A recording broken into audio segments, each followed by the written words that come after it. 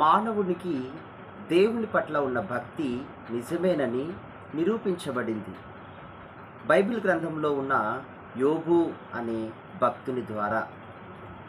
యోబు గ్రంథం 2వ అధ్యాయం 10వ వచనంలో నుండి ఆయన ఏమంటున్నారంటే, దేవుని దగ్గర నుండి ఎప్పుడు ఆశీర్వాదాలు, దీవెనలేనా, బాధలు, కష్టాలు, పరీక్షలు పర్వాలేదు, అవి వచ్చినా పర్వాలేదు, నో ప్రాబ్లం. మీరు అనగలరా ఇంత సింపుల్గా ఈ మాట? కానీ భక్తుడైన యోబు పలికినట్లు యుక్తమైనది మనం పలకలేకపోతున్నాం ఈ రోజుల్లో.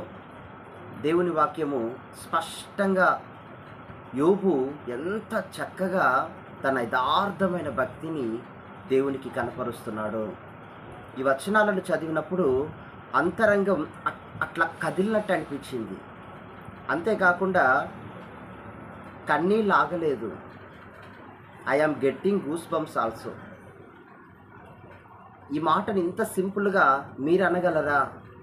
దేవుని నుండి ఎప్పుడు దీవెనలు, ఆశీర్వాదాలైనా, కన్నీళ్ళు, బాధలు, పరీక్షలు వచ్చినా పర్వాలేదు, నో ప్రాబ్లం, మీరు అనగలుగుతున్నారా? కానీ మనం నేర్చుకోగలిగిన భక్తిని మన పితరులు మన ఎదుట ఉంచి వెళ్ళారు. మాదిరికరముగా మనకు ఉంచి వెళ్ళారు. వారి అడుగు జాడలను మిగిల్చి వెళ్ళారు.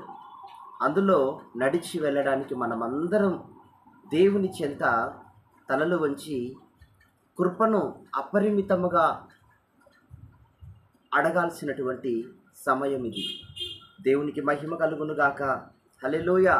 ఒకసారి అయితే యోబు తన యొక్క భార్య వచ్చి అంటుంది, ఆస్తి పోయింది, సమస్తము పోయాయి, నీ శరీరంలో గజ్జి మాత్రమే మిగిలింది.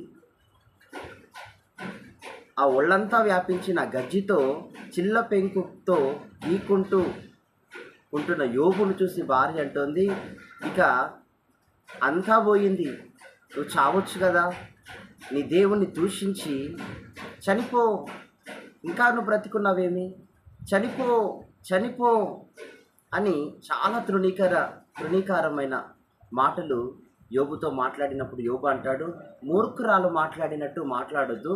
దేవుని యొద్ద నుండి మనం కీడున మేలులనే అనుభవించగలమా? కీడును కూడా మనం అనుభవించాలి.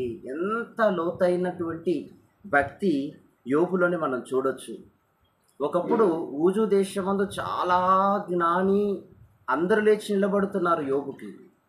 కానీ అదే మనుష్యుడు చాలా సామాన్యమైన స్థితిలోకి వచ్చి, నడి రోడ్లోకి వచ్చి చిల్లు పెంకుతో తన గాయాలను గీకుంటూ, తన గాయాలకు నీసు కారుతూ ఉంటే ఎంత అసభ్యకరంగా తన ప్రాణ స్నేహితులకు యోబు కనబడుతున్నాడో. అటు ఇటు వెళ్ళే, ఒకప్పుడు భయపడిన వారు, ఒకప్పుడు గౌరవించిన వారు ఇప్పుడు చాలా సింపుల్గా యోబుని తీసి పారేస్తున్నారు. కానీ ఊజు దేశమందు గొప్ప మనుషుడని ఆ యోబు ఎంత శ్రేష్ఠుడో, ఇప్పుడు ఈ యోబు చాలా సామాన్యమైన స్థితిలోకి వచ్చాడు. కానీ భక్తిని చూడండి, ఏమాత్రము భక్తిలో రవ్వంతైనా కూడా దేవుణ్ణి అతడు దూషించినట్లుగా రాయబడలేదు. ఒక్కోసారి దేవుని యందు బ్రతుకుతున్న మనము నీతితోనూ, యథార్థతతోనూ, భక్తితోనూ బ్రతుకుతూ ఉంటాం. శ్రమలు రావు అని అనుకోకూడదు.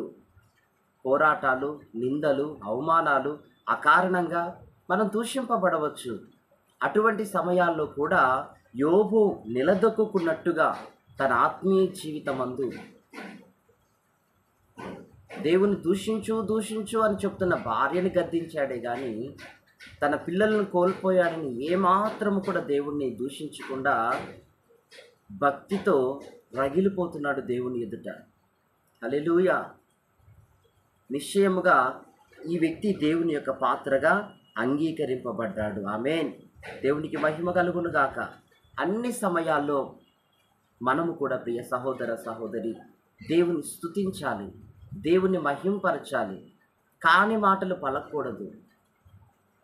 అలా ఉండినప్పుడు దేవుని ఆశీర్వాదాలు మనలను వరిస్తాయి.